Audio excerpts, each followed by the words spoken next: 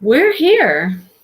Oh, Oh, look. look, Oh, Sue oh. just popped in. Hi, Sue. Hey, It's you and me and Sue. Brandy. How are you? Yeah, I guess the three of us can talk about the book. That's right. Yeah, I already talked to Sue about it. Oh, there's Karen. Hi, Karen. Now we got Karen. Okay.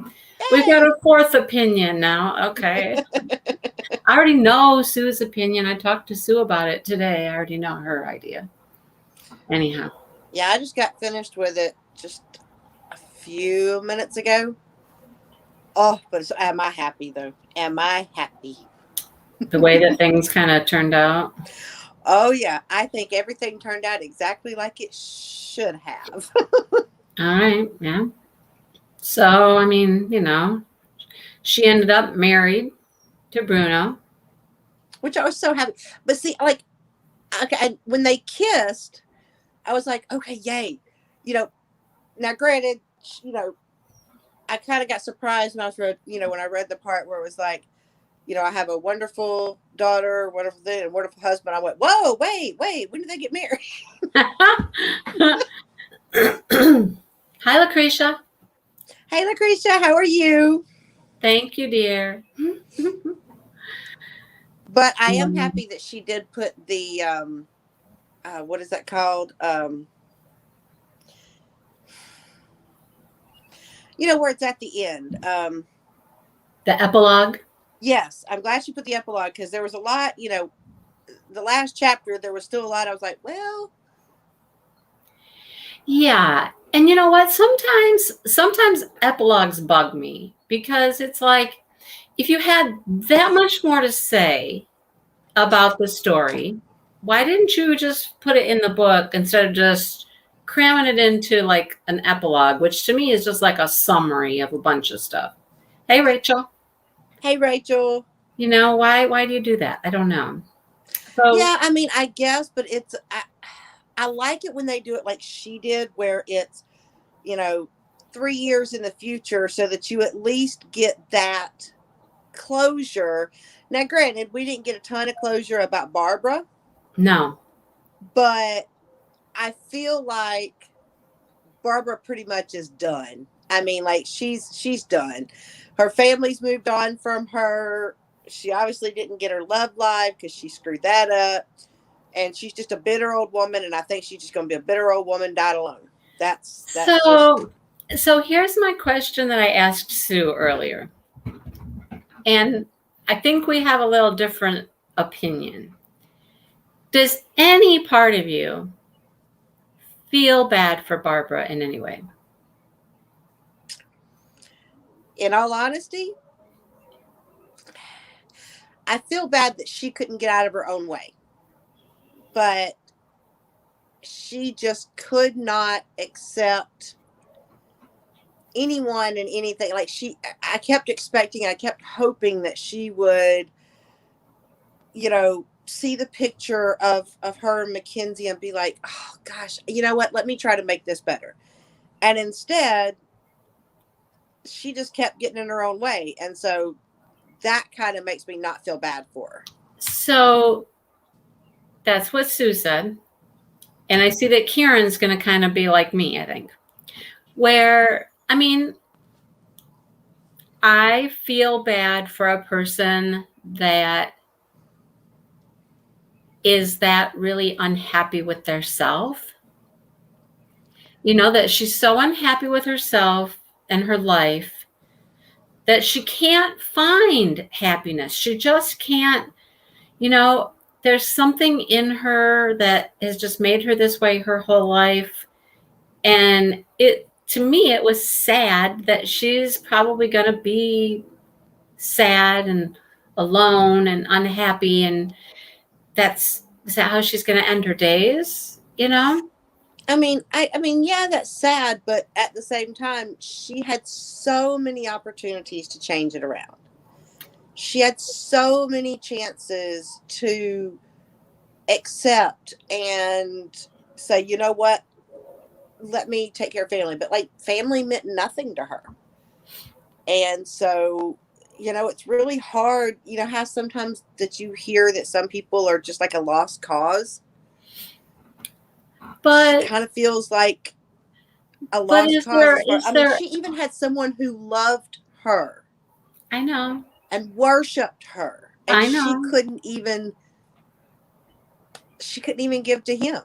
I I mean, know. just But I think, is there anything that anybody could have done to help her? Do you think that it's deeper than just, I mean, is there a mental issue there? Is there some mental illness there?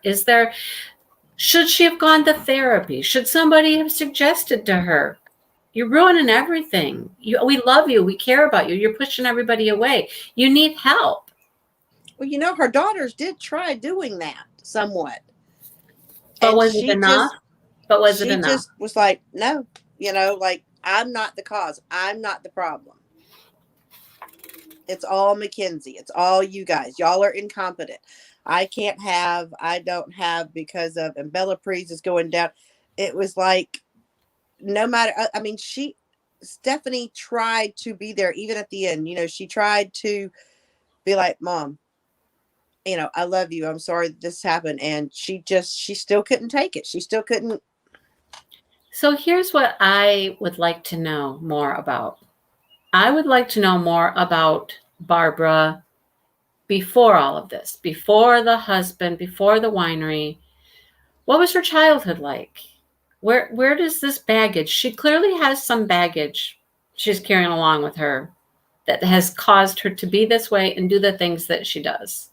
Next, it would be interesting to know, did she not actually have a family, a Right. loving family growing Right. up? Is it possible that she didn't have people to love her, and so therefore she didn't really make it a priority either?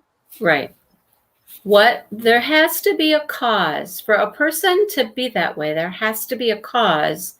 And that's the sad part. That's the part that I find sad, is that nobody knew the cause or found the cause or knew what to do to help her move past that. It seems like something big was missed somewhere. And it didn't have to be that way if she could have gotten maybe counseling or the help that she had needed. Anyhow. Yeah. Yeah.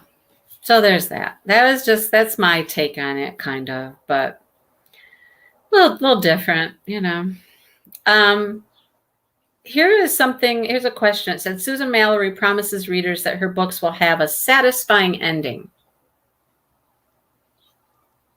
So some of you were satisfied. I'm still not satisfied. All right. So were you satisfied with the ending? Why or why not? Would your answer changed if Susan hadn't written the epilogue? The wrap-up of Barbara's storyline certainly couldn't be described as happy, but it did satisfy your sense of justice. Do you think the book would have worked if Barbara had gotten a happy ending? I mean, the book still could have worked even with Barbara getting a happy ending, but there would have had to have been a whole lot more. Like she couldn't have, in the epilogue, she couldn't have just magically been like, and Barbara lived happily ever. There would have had to have been some wrap up of, she went through, someone just really forced her into therapy, or she just realized she needed therapy. She was down at the bottom of the bottle and they took her and forced her into therapy. Right. I don't know. There would have had to have been something. Some intervention of some sort, like, things got really bad and she was ruining everything. Somebody could have come in and said, hey, listen, you've got a problem, Mom. You really do. It's not just that, you're mean to us. It's deeper than that.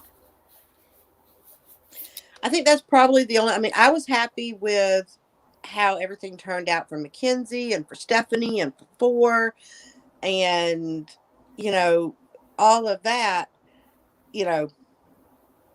and without anything making Barbara change, I do think it's sad though that based off how it seemed, I kept hoping that Reese would reconsider his relationship with his daughter. Reese was just like, Reese is the weirdest one in the whole story to me. But I if you mean, think about it, it because makes a little bit of sense. His mother never showed them really love, true. so like He that's doesn't now know how passing to. down. Yeah. Well, that's what somebody said. Kieran said, wondered if she was treated the same way that she is with her kids. That was my point. Was there something in her past that has made her be this way that has never been dealt with? Because now think about it. Think about her age. Think about what we know about mental health and things now. Yeah. And being older, people didn't do that. They didn't talk about that. They didn't get help for things like that. No, in fact, they were seen as weak if they Right. were to go to therapy or something like that. Right. And so people didn't get help they needed. Things got worse and worse and worse. This gets way too personal. But, she needed something that she wasn't ever told or taught that she could actually have. The help was never there for her. And I think Sue is right in that. I think maybe she didn't grow up with money, and she did everything that she could to make Bella Pries. And so I think that was the only thing that she, I guess, kind of felt like that she did on her own, pulled up her own bootstraps and whatnot. Right. And so It maybe was that's the where she one poured all thing of her that love into. it was the one thing she felt totally accomplished at. It was her thing that she Yeah. was successful at.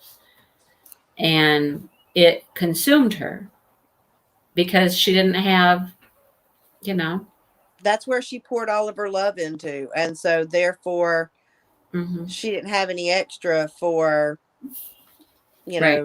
her kids or whatnot, because maybe Right. she didn't, even though she had children who had their own independent spirits. I mean, like literally the only one that was still hanging on to her coattail was Lori and Reese.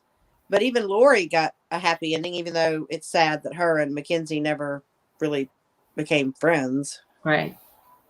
Yeah. This is an interesting question. It said, how did you feel about the setting of the book? Were you surprised that Washington State has such a robust winemaking community, or did you already know that? Did it make you want to visit that part of the country at all? I love to visit any place that has, beautiful vines and stuff like that. Oh, well, lucky you. You're coming to Michigan where we have a bunch of vineyards. You want to go see one? I would love to see one. We actually just talked about that yesterday because we drove down to Battle Creek and that part of Michigan over there. The southwest area of Michigan has a lot of vineyards, and people don't know that. There's a whole bunch of them there. Now, up in, did I do that right? No, that's wrong for you. No, that's right for you. Yeah. So up here is Traverse City, and there's a peninsula, Grand Traverse Bay.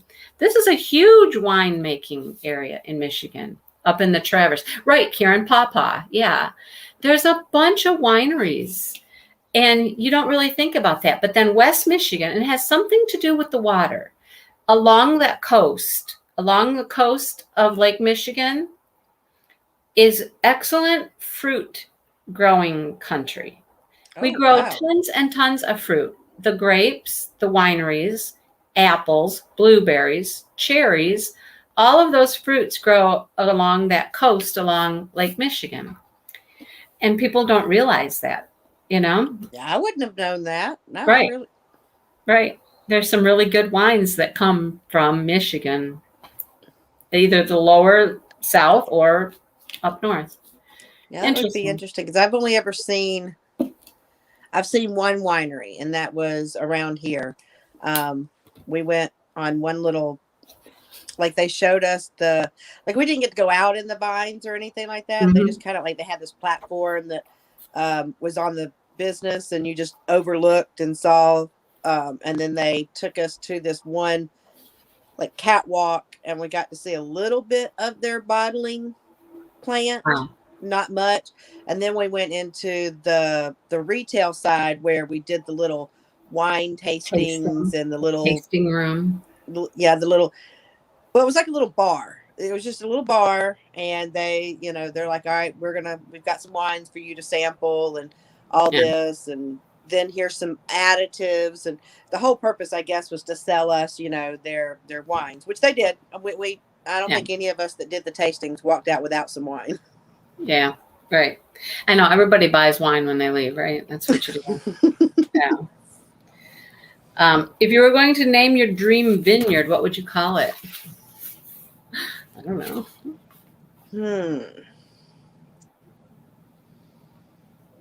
I don't know.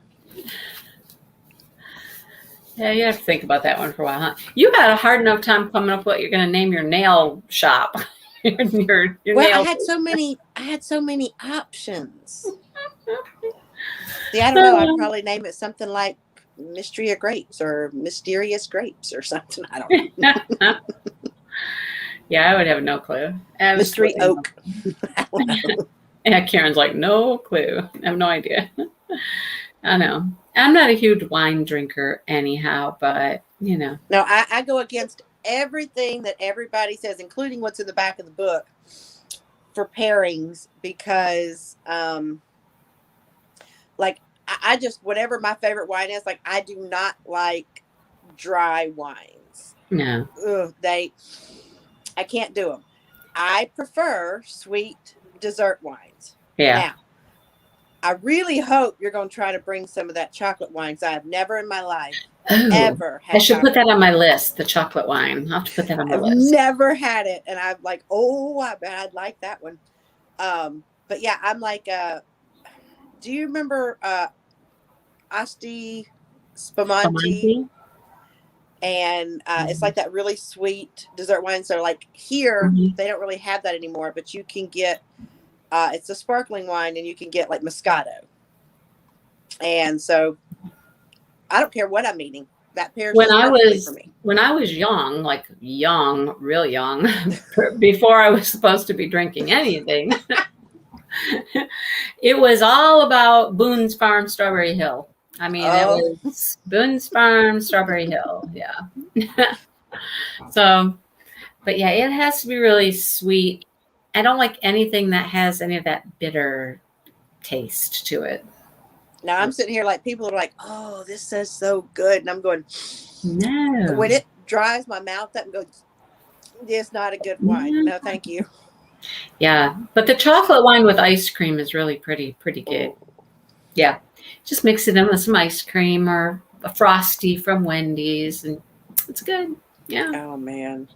Yeah. You got to make sure you bring it, because I want to try some. Okay, I have to put that on my list. I have to remember that. They used to sell it. I used to be able to find it at Meijer, and I haven't seen it at Meijer in a while now. But little store out in a little tiny town where Dale lived for a good part of his life when he was married to his first wife. They have it there. Karen, it was out at the family fair. Oh, wow. Found it at family fair.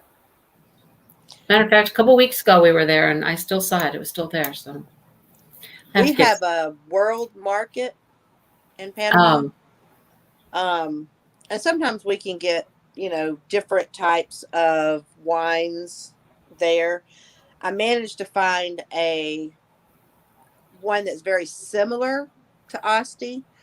I don't know what it is about the sweet wines. It's just, I don't know. I just like those better.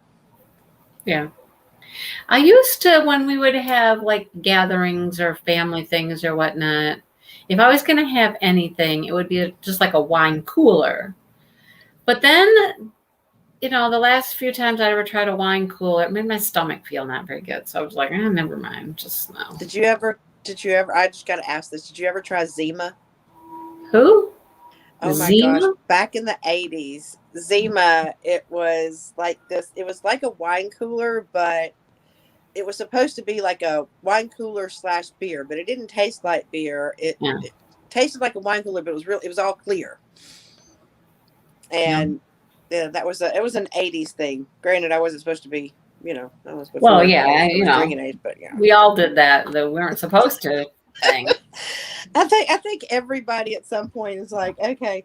And my mom was the kind that she My knew parents that had it. she knew that she couldn't like stop it, right? Because she drew off of her own experience. So she's like, I'll buy you whatever you want. The only deal is you have to stay here. Like you can't go anywhere. And if your friends come, they can't go anywhere. I'm saying, what's the fun of that? You just sit home and drink alone? That's no fun. I was like, so she's like, oh yeah. She goes, you and your friends, y'all can come over, whatever. I'll talk to their parents. She goes, but y'all aren't going anywhere. And I'm like, that kind of doesn't make it fun if you approve it. Right. I mean, right. I don't know. It was, what are we gonna do? Sit and watch a movie hang out and with you? And she's like, yeah. Hey. I'm like, no, I'm okay. No. I don't. No, that's all right. I'd had enough of that growing up because, yeah, my mom was a little wild child sometimes. Woo. Mm-hmm. Yeah.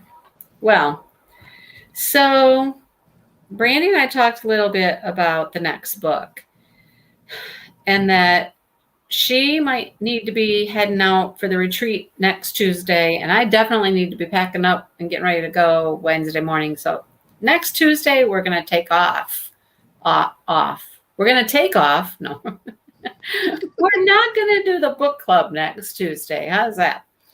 And so the next book, for anybody who's watching on the replay, I got a lot of people that wanted to do this book when I put out the poll. So Court of Thorns and Roses is the book we're going to do. And we're going to skip next week and we'll be back in July. All right. And so we thought, since it's going to be 2 weeks, 2 whole weeks, that we would just read a little bit more than we normally do. And so I opened up the book and I was like, okay, I got to chapter 15 and I was like, okay, that's page 130. That looks like a good place to start. And then I read the last paragraph of chapter 14 and it says this: shit. I lunged for the snare, making to put away my bow and grab my knife. But 4 shadowy figures slipped through the birch trees. My husband's calling me from outside.